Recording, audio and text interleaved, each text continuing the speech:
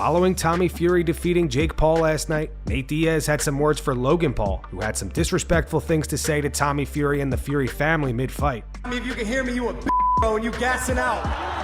You a whole Fury family a This fight ain't over, boy. Nate reposted that clip to his Twitter. He wrote, "This guy needs his ass beat. And who let the spoiled little bitch yell obnoxious shit during the fight?"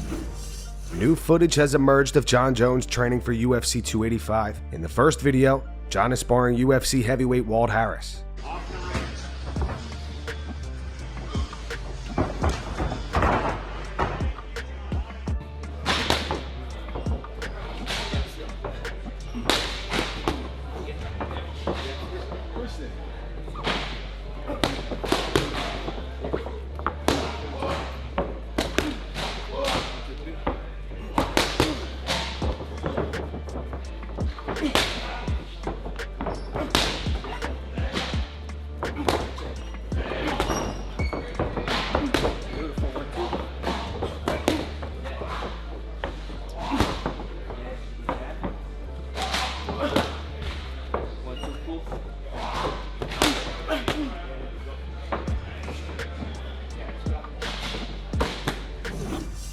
Paulo Costa posts a hilarious ad for a company called LiftedTrucks.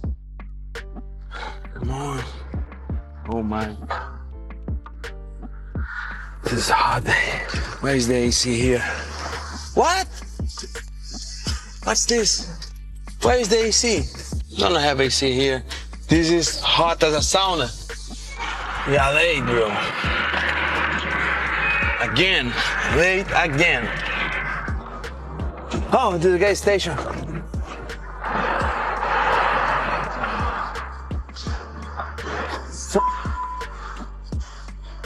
You God. Ah.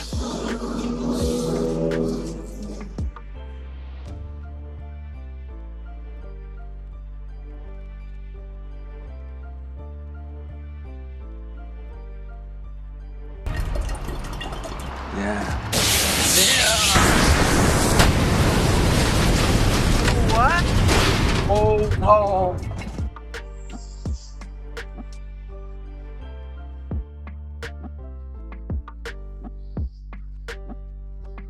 Now I know. That's why everybody wants you.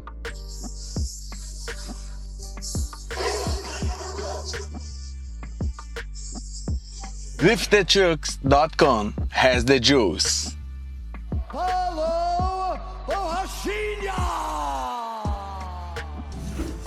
Ahead of UFC 285 this weekend, Jon Jones believes he's going to make this fight against Ciryl Gane look easy. On UFC Countdown, Jon said, "I feel like I'm going to make this fight look surprisingly easy. I'm going out there to dominate. I'm going to finish this fight and have fun doing it." Jon also took to Twitter to share his opinion on Ciryl Gane. He started off by saying, "Man, I just finished watching my Thiago Santos fight again. I think it's crazy that you guys consider Gane the most technical kickboxer I've ever faced. Everything Thiago did had bad intentions on it. Dude had lightning speed, power, explosiveness, crazy versatility." He continued, "Gane's last 3 opponents had terrible defense. Those guys couldn't stop a kick if their life depended on it. He's fought flat-footed boxers in his last 3 fights. Best wrestler he ever fought was Francis. That's wild. No offense to my boy Derek Lewis, I love Derek." A fan replied to Jon saying, "Gane is the guy that went for a heel hook to lose a fight." Jon replied, "Gave up a dominant position, went for a leg lock when all he had to do was lay on an exhausted Francis."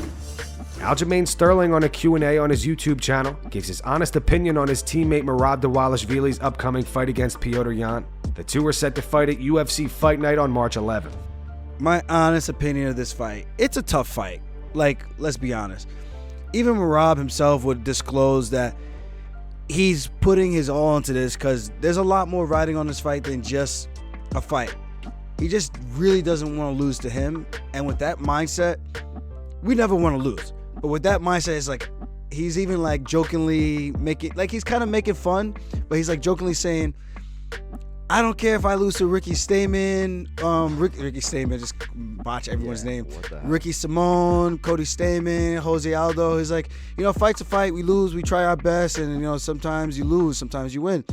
But this he's like, this guy, I can't lose to this guy. I can't lose to this guy. Yeah, he's like, I will do everything possible to win this fight. I don't care what it is. 5 rounds, if he's got to do, people are going to say, oh, it's boring. He's going to take the path of least resistance to win.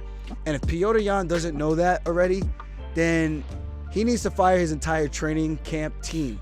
I think Merab beats Yan. It's going to be a very competitive first round. We all know this. Yeah. If Merab can avoid the big shots early going in the first round, put some damage on where he can, and get the establishment of the takedowns in, doesn't have to get a takedown. But if he makes him respect the takedowns early on, I guarantee you will see Petr Yan weather and break. And I think over 5 rounds, you can see Merab, because his style of grappling is different. I take you down, I keep you there. Yeah. Merab's gonna break you from exhaustion of just getting up and down, up and down. And that, I think, is gonna be a recipe for Merab to get a finish in this fight. Paddy Pimblett says that he doesn't mind fans on YouTube and Instagram giving him flack for his fight with Jared Gordon. Paddy, however, said that it did bother him when guys like Nate Diaz and Joe Rogan said he lost. Speaking to MMA Junkie, Paddy said, I still think I won. I won the first 2 rounds. The first round was closer than I thought on the night. I've watched it back. On the night, I only thought he hit me with about 2 left hooks. I watched it back and he hit me with about 6, 7. But yeah, I watched it back and I thought I won the first 2 rounds. I thought he won the third just by pushing me against the wall, but I think he got about 2 significant strikes that round altogether. I ended up getting him down, so it's however you scored the first round, but I scored the 2 rounds to me. If everyone wants to see it again, I don't mind beating him at the end of the year, lad. Hopefully he beats Bobby Green on April 22nd. Then if he wants to fight toward the back end of the year, I'm game. I've seen people giving me stick for saying I won the fight after it, but what do you want me to do? Say, oh, I think I lost it. I do think I won. As I said, I've watched the fight back and I don't think it was as dominant as I thought it was straight after it. I felt brilliant going into that last fight. My fight camp was amazing. Never had any injuries or nothing like that going into it. But then when I was in there, it just didn't click. I just didn't feel good. I felt like shit. That's probably my worst performance of them all. I was just glad that I went 3 5-minute rounds.